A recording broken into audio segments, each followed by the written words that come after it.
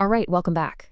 Today we're going to do something really cool. We're going to unlock a story of love and loss that's been hidden inside a 500-year-old Korean poem. We're going to go one character at a time, and you'll see how these ancient symbols can reveal an experience that feels incredibly human and timeless. So, this is the title of the poem. It's by Saimdang, who was this incredible artist, writer, and poet in 16th century Korea. And wow, what a title, right? It just immediately sets this deeply emotional scene and prepares you for a moment of pretty intense sadness. Okay, so to really get this poem, you have to put yourself in her shoes. Saimdang, who lived from 1504 to 1551, wrote this as she was leaving her elderly mother. She was heading out from her hometown on this long, hard journey back to Seoul, the capital. You know, the real magic of Hanshi, that's classical Korean poetry written with these Hanja characters, is how every single character adds another layer of meaning. Let's dive into the very first line and see how she paints a complete picture of her mother with just a few strokes. Okay, here's our first line. Now, it might look a little intimidating, but it tells us everything we need to know about who she's leaving behind. Let's break it down, piece by piece. So, the first character we see is this one, zi.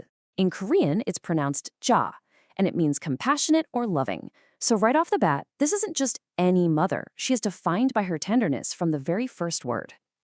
All right, next up we have Chin, pronounced Chin.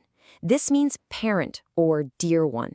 And when you put those two together, Jachin or慈親, it becomes this formal, really respectful way to talk about your own beloved mother. Now this next part, this is where the poetry just sings. 慈父, pronounced Hak-bal. It literally means crane hair. The poet isn't just saying her mom has white hair. No way. She's bringing up this image of a graceful crane, a symbol of longevity, of wisdom. It's just such a beautiful, respectful way to describe her mother's age. So, look at that. By putting together just those few characters, a whole picture comes into focus. We can see her, a loving, graceful, elderly mother, just waiting back in her hometown, Im-yeong, which we know today as Gangneung.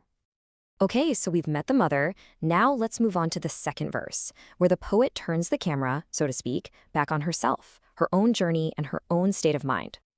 This line is all about her physical journey, but more importantly, it's about the deep sorrow she's feeling inside.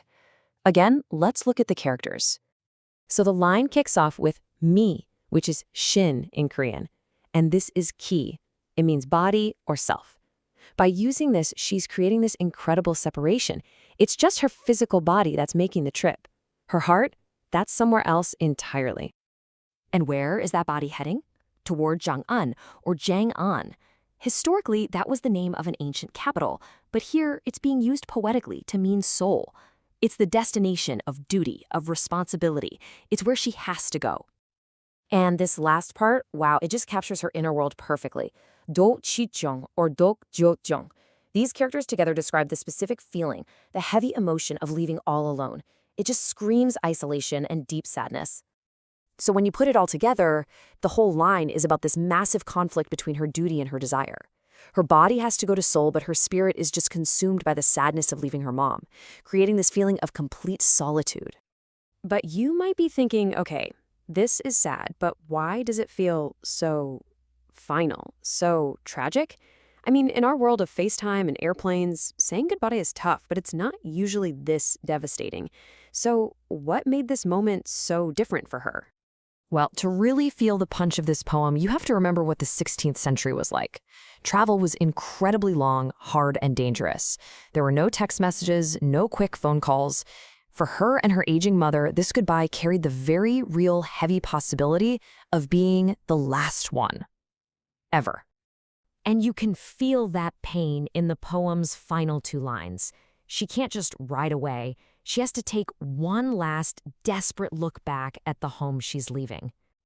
So she turns her head for one last look, and she describes the landscape. But listen closely, because this isn't just a description of the view. It's a reflection of her inner emotional world. Think about it. Her heart is in absolute turmoil. It's filled with sorrow, love, and the fear of a final goodbye. But what does she see? White clouds just drifting by. The mountains, silent and blue in the twilight. The world around her is calm, unchanging, and totally indifferent to her pain. And that contrast, that's everything. That's the core of the entire poem. And that contrast brings us to the poem's huge universal theme. It goes way beyond just personal sadness and becomes this profound reflection on the relationship between our intense, fleeting human emotions and the vast, permanent indifference of the natural world. This really breaks it down. On one side, you've got the poet's heart, all this intense sorrow, this fleeting pain and turmoil. And on the other, you have the landscape, silent, timeless, eternal. Those mountains have been there for thousands of years and will be for thousands more, completely unaware of her suffering. And that's the big piece of wisdom hidden in this poem.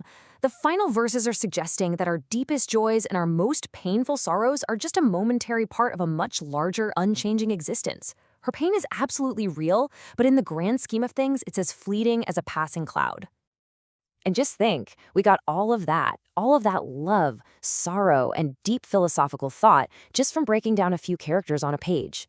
By understanding each hanja, its Korean sound, and its meaning, we opened a window directly into the heart of someone who lived 500 years ago.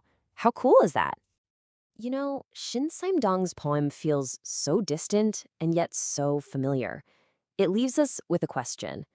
With all our technology to keep us constantly connected, have we lessened the pain of parting?